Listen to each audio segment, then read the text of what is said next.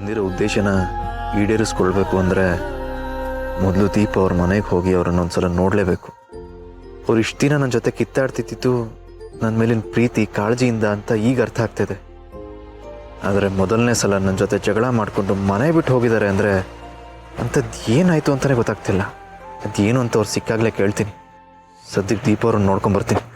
ಸರ್ವಮಂಗಳ ಮಾಂಗಲ್ಯೆ ಶಿವೆ ಸರ್ವಾರ್ಥ ಸಾಧಿಕೆ ಶರಣ್ಯೆ ತ್ರ್ಯಂಬಕೆ ದೇವಿ ನಾರಾಯಣೆ ನಮೋಸ್ತುತೆ.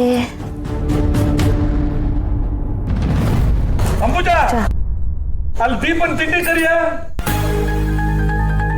ಇವಳು ತಿಂಡಿಗೆ ಬೇರೆ ಕರಿಬೇಕಾ? ಅದೆಲ್ಲಿ ಕೂತಿದ್ದಾಳೋ ಯೋಚನೆ ಮಾಡ್ಕೊಂಡು ಒಳ್ಳೆ ಕಥೆ ಉಳಿದು.